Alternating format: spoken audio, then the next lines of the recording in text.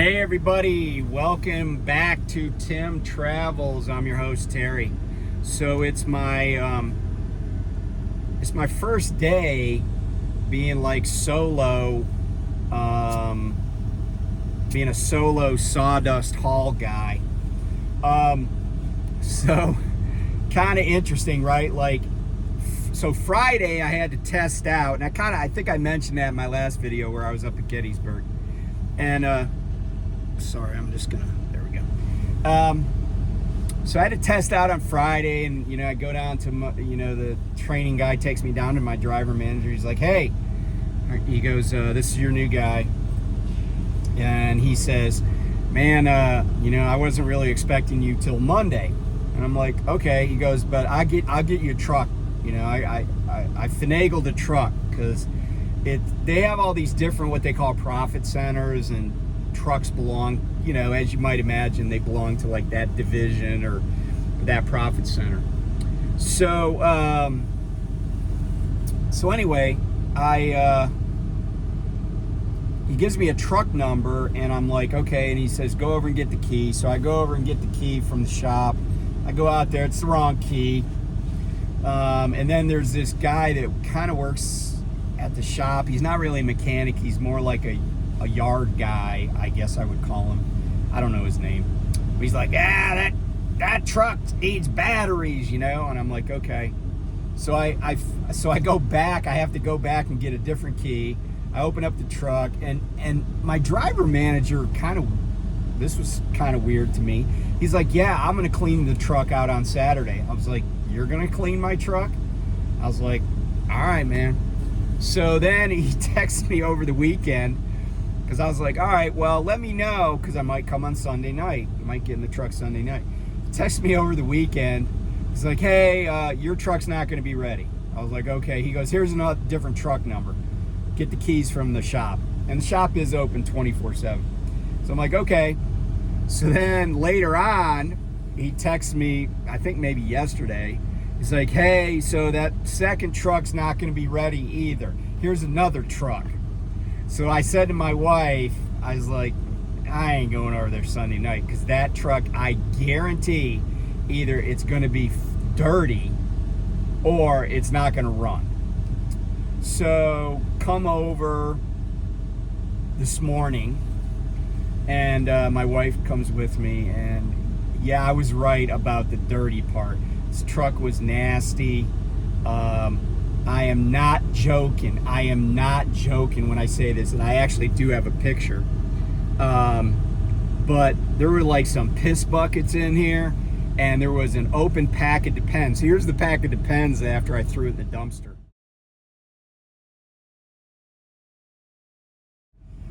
Unfortunately, I had already thrown it in the dumpster when I realized that was a cardboard only dumpster, but I don't care.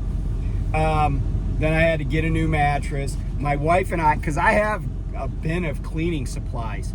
My wife and my wife helped me. She was awesome. But we used every single freaking Clorox wipe that I had on me. And then I had some McGuire's like detailing wipes. I used a bunch of those. And yeah, there was like open food in here. And they're like, oh, I'm shocked that they left that truck in that condition. I'm like, really? Why are you?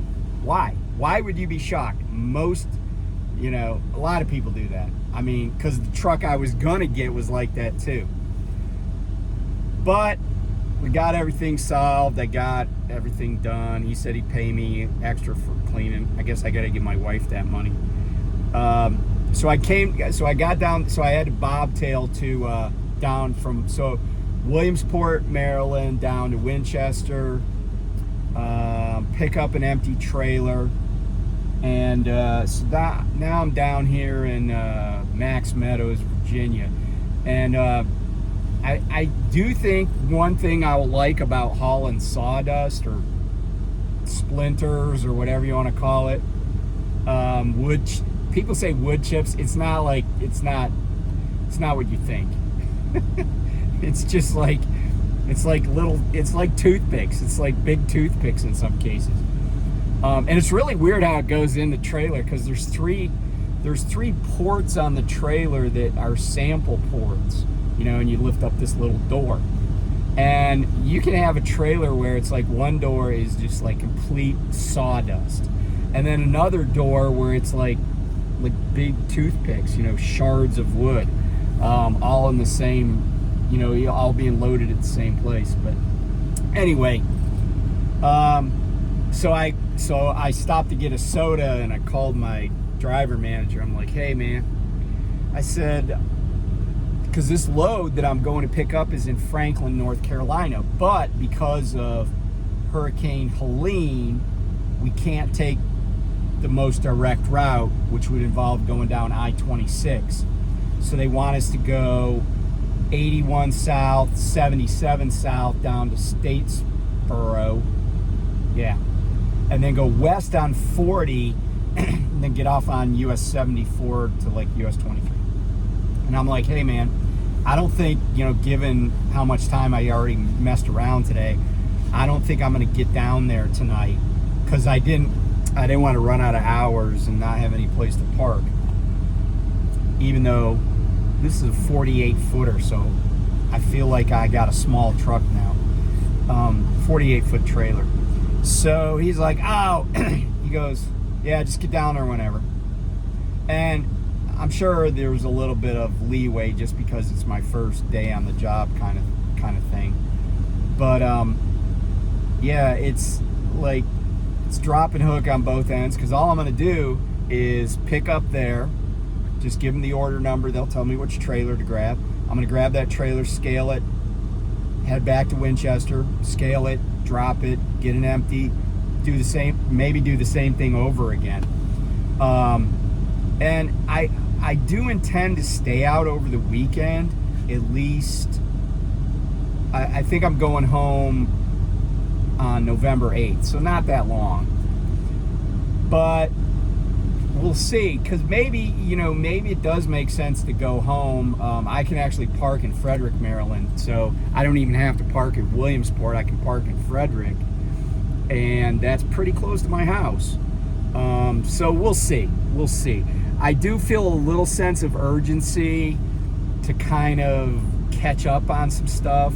We're not drowning, we're not destitute, we're not out of money, but I feel like I want to like build the supply back up, because I wasn't really thinking about going as long as I did. And I'll get a paycheck this Friday. I mean, I don't know what it'll be, because I was in training last week, so maybe it'll be $500-600. Yeah, so at first, you know, when they first offered me this job, I was like, I don't know, that doesn't sound like me. But who knows, maybe I'll like it. I will like, you know, being close to home, even though I don't love running 81. So here I have a love-hate relationship with 81, I-81 through the Shenandoah. I love the Shenandoah Valley. It's just beautiful. This time of year, it's so close to being like spectacular with the leaves changing. I like running it's a nice area. There's lots of scenery. You go by some historic places. If you know where to look, you know, you go right by the Newmarket battlefield, you know, and there's actually pretty good truck parking along here. I'm at this Love's at Max Meadows. I think I mentioned that. This place can get a little crazy because I've been here, but I pulled in here at like, I don't know, right around 5. There was a gazillion. There's still, it's like 6:45. There's still 40-50 parking spots available. So but for any of you flatbedders or Canadians, it doesn't look like there's any pull-throughs left. Oh wait, the Canadians, they don't even care if there's a pull-through, because right in front of me is, right exactly in front of me is the last legit parking spots in the middle where the pull-throughs are. And there's a Swift guy, and he's got his wheels, like his outside tires are actually over the yellow line towards the open area. But I bet you when I wake up at 3 in the morning, there's going to be about 4, well, there's going to be 1, 2, maybe 3 extra rows there, unless this place is vastly different than the last time I was here, and I was here in the middle of the night. So anyway, that's my report. Yeah, I mean, all's well that ends well. I'm just I'm trying to figure out, you know, I haven't driven a Volvo in a while. I don't hate Volvos, but some of the stuff is like, after being in 2 Peterbilts in a row, this truck actually works the way I kind of want it to, but I'm still overcoming the Peterbilt hangover. So we'll see what it turns out like. But yeah, I still got some cleaning to do.